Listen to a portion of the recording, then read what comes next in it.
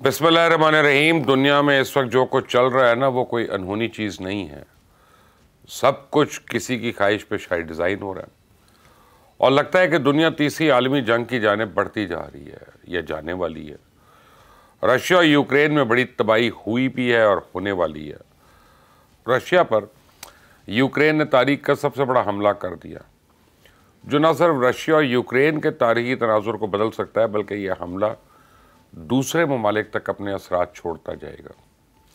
Ukraine ने लंबे फारसे तक मार करने वाले रशियन फ़ज़ाइया के अहम तरीन तैयारे तबाह किए हैं। यूक्रेन के इस हमले को अमेरिकन बंदरगाह पर्ल हार्बर पर किए जाने वाले जापानी हमले से मिलाया जा रहा है, जोड़ा जा रहा है, जो सेकेंड वर्ल्ड वॉर में हुआ था ना। तो पर्ल हार्बर पर जापानी हमले के बाद ही अमेरिका ने 6 अगस्त 1945 को जापान के 2 शहर हिरोशिमा और नागासाकी पे एटम बॉम्ब्स भी गिराए थे, जिसका नतीजा ये निकला था कि हिरोशिमा के 3.5 लाख आबादी में सिर्फ 1,40,000 अफराद, जबकि नागासाकी में कम से कम 74,000 अफराद जो हैं मौत के मुंह में चले गए और अनगिनत अफराद इस सदमे से सालों तक नहीं निकल सके। आज 80 साल गुजरने के बाद भी वहाँ लोग माजूर पैदा होते हैं। जो लोग जापान गए हैं, आज भी उन लोगों में ताबकारी और शुआओं के असरात देख सकते हैं। 6 अगस्त 1945 वो साल था जिसके असरात ने आलमी दुनिया को मुतासर कर दिया था, और अब ख़तरा यह है कि कहीं आलमी दुनिया में कोई बड़ा हादसा ना हो जाए, जिसकी वजह से पूरी दुनिया ही, यानी आप समझें कि ब्लॉक्स में तकसीम नहीं बल्कि तबाही ना हो जाए। अब अमेरिका जापान के शहर हिरोशिमा पर लिटिल हवाई नामी एटम बॉम्ब नहीं बल्कि पूरी दुनिया में न जाने कौन कौन से एटम बॉम्ब्स और मिसाइल्स की दौड़ शुरू हो गई हुई है। आज रशिया के पास 10,000 से ज़्यादा एटमी हथियार मौजूद हैं। अब रशिया जवाब में क्या करने वाला है, ये बहुत जल्द पता चल जाएगा, और इस हमले के जवाब में रशिया यूक्रेन पे एटॉमिक हमला भी कर सकता है, टैक्टिकल न्यूक्लियर वेपन्स, क्योंकि इस तरह के हमले रशिया की फ़ौज की कमर तोड़ हैं। और एक तरफ यूक्रेनी सदर ज़ेलेंस्की वो रशिया से जंग बंदी करना चाहते हैं, और दूसरी तरफ दुनिया को एटमी जंग की जानिब धकेल रहे हैं। कभी ट्रंप से बेइज्जती करवाई है तो कभी आलमी दुनिया में यूक्रेन का मुंह काला करवाया। मैं तो यही कहूँगा, अगर किसी मस्करे को हुकूमत दोगे ना, तो ऐसा ही होगा जैसे ज़ेलेंस्की है। एक तरफ मुज़ाकरात और दूसरी तरफ हमले। ये तरीका अमेरिका और इसराइल से शायद मिलता जुलता है। इसराइल ने भी जंग बंदी मुआहदा करने के बाद दोबारा फ़लस्तीनियों पे और हमास की कमर में छुरा घोंपा, और यही काम ज़ेलेंस्की की क़यादत में जंग बंदी का शोशा छोड़ने के बाद किया जा रहा है। एक तरफ अमन और मुज़ाकरात की दौड़ में मसरूफ़ प्यूटिन और ज़ेलेंस्की खुशी के शादियाने बजाते हैं, तो दूसरी जानिब आलमी दुनिया का सुकून तबाह किए हुए हैं। एक मस्खरा जो पहले एक अदाकार था, एक्टर था, वो जंग में भी अदाकारी करने से बाज नहीं आ रहा। लेकिन मसला ये है कि इसकी अदाकारी के जौहर दुनिया को तीसरी आलमी जंग की जानिब यकीनन लेके जाएंगे, और उसके भयानक असरात ना सिर्फ सुपर पावर्स अमेरिका पे भी होंगे, चाइना पे भी। और अहम बात तो ये कि वो लोग जो यूक्रेन को वहाँ पे मौजूद यूरेनियम और मादनियात की वजह से सपोर्ट कर रहे हैं, उनकी तमाम ख्वाब चकनाचूर हो जाएंगे। एक चीज़ वाज़ेह कर दूँ कि यूक्रेन में वो सब कुछ मौजूद है जो एटम बम बनाने के लिए इस्तेमाल होता है। कुदरती तौर पे यूरेनियम को के वही ज़खायर यूक्रेन में मौजूद हैं जो पूरी दुनिया में नहीं है। वो मादनियात हैं जिनका लालच ट्रंप और अमेरिका को यूक्रेन के करीब लेके जाता है। तो मैं समझता हूँ कि जंग, कोई भी जंग, वो मसाइल और वसाइल का हल तो नहीं होती, लेकिन इस बात पर भी मैं क्लियर हूँ कि यूरोप और यूक्रेन का टकराव शायद होने वाला है। रशिया ने एक फ़ौजी तरबियती मकाम पे जानलेवा मिसाइल हमला करते हुए रातों रात 470 से ज़्यादा ड्रोन हमले किए, और ये तादाद लड़ाई में एक रात के दौरान दागे गए ड्रोन्स की अब तक सबसे बड़ी तादाद थी। तो यूक्रेनियन एयरफोर्स ने कल वाज़ेह किया था कि रशियन फ़िज़ाई हमलों में 472 ड्रोन्स, 7 बैलिस्टिक और क्रूज़ मिसाइल शामिल थे, जबकि यूक्रेन ने 355 ड्रोन्स का इस्तेमाल किया था।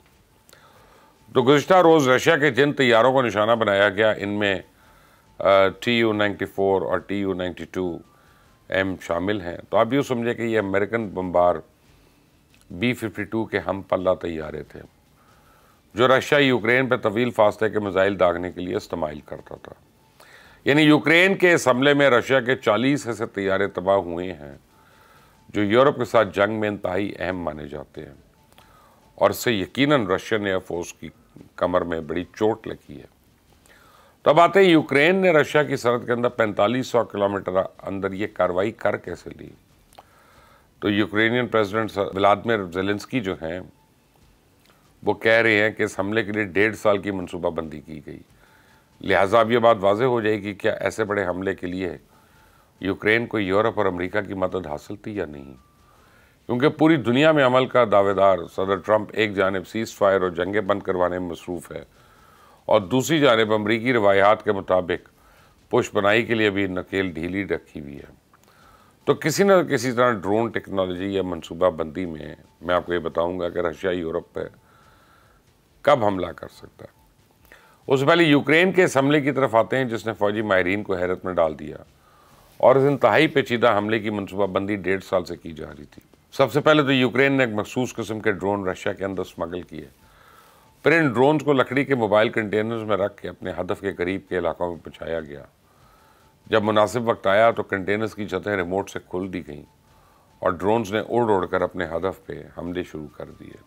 اس سے اندازہ ہوتا ہے کہ رشین انٹیلیجنس برے طریقے سے ناکام ہوئی اور یوکرین کے اس حملے پہ کوئی خرچ بھی نہیں خرچ ہوا۔ آپ یوں سمجھ لیں کہ فی ڈرون غالباً لاگت کے علاوہ موبائل کنٹینرز پہ خرچ ہوا ہوگا، لیکن اربوں ڈالر کے طیارے اس معمولی لاگت سے تباہ کر دینا حیرت انگیز ہے، جسے رشیا کے طویل فاصلے کی فضائی صلاحیت کا بڑا حصہ کہنے کو ختم کر دیا۔ تو ڈرون حملے پہ رشیا کے اہم فضائی اثاثوں پہ کیے گئے، جن میں سائبیریا تک فضائی اڈے شامل تھے۔ 5 علاقوں کے فضائی اڈوں پہ حملے کیے گئے اور ان میں نے آپ کو پہلے بھی بتایا کون کون سے تھے۔ یہ کارروائی رشیا کی ہی اندر سے کی گئی۔ بیلا پیا ایئر بیس جو ہے وہ سائبیریا میں واقع یوکرین کی سرحد سے تقریباً 4500 کلومیٹر ہے، جبکہ اولینیا ہوائی اڈہ یوکرین سے تقریباً 1700 کلومیٹر کے فاصلے پہ مرمانسک کے علاقے میں واقع ہے۔ پچھلے ہفتے میری رشیا کے ایک بڑے اہم شخصیت سے ملاقات ہوئی تھی جس نے مجھے بڑی خوفناک باتیں بتائی تھیں، جو میرے لیے نئی باتیں تھیں، کیونکہ جو کچھ اس ریجن میں چل رہا ہے وہ بہت خطرناک ہے۔ مجھے اس شخصیت کی باتوں سے یہ لگا کہ رشیا یوکرین کی طاقت کا بہت جلد خاتمہ کرنے والا ہے اور اب کچھ بہت ہی خطرناک ہونے جا رہا ہے۔ کوئی تو ہے جو دنیا میں تیسری عالمی جنگ چاہتا ہے، کوئی ہے جو دنیا کو طویل عرصے جنگوں کے اندر ہی ملوث دیکھنا چاہتا ہے۔ مغرب سے ایشیا تک جنگ کے شعلے بھڑک رہے ہیں۔ کل یوکرین کے اس حملے کے بعد لتھوینیا کے صدر نے اتحادیوں سے فوج میں مزید سرمایہ کاری کو کہا۔ وہ ڈر کے مارے کہہ رہا تھا کہ رشیا انتظار نہیں کرے گا، جبکہ دوسری جانب رشیا کا مقابلہ کرنے کے لیے نیٹو نے بھی فوجی بجٹ میں اضافے کا مطالبہ کر دیا۔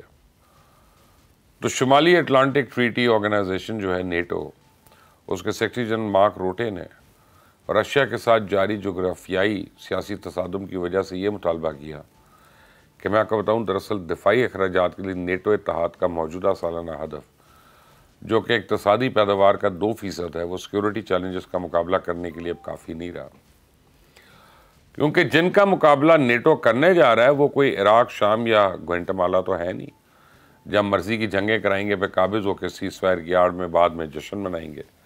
وہ رشیا ہے، وہ ان کو کچا چبانے کی طاقت رکھتا ہے، لیکن اہم یہی ہے کہ کچھ بڑا ہونے جا رہا ہے اور رشیا نے بھی اب تک صبر کر لیا۔ 24 گھنٹے گزر گئے ہیں، رشیا نے اس پہ کچھ نہیں کیا، 48 گھنٹے بلکہ گزر رہے ہیں۔ تو اس کا مطلب ہے کہ وہ بھی بڑی کوئی ہیوی ڈیوٹی پلاننگ کر رہے ہیں اور اس کا جواب تو آنا ہے۔ وہ کیا ہوگا، وہ ڈٹرمن کرے گا کہ دنیا نیوکلیر وار کی طرف جاتی ہے یا یہاں پہ بات رک جاتی ہے۔ جو بھی اپڈیٹس ہوں گی میں آپ تک لے کے آؤں گا۔ مجھے اجازت دیں، اللہ حافظ۔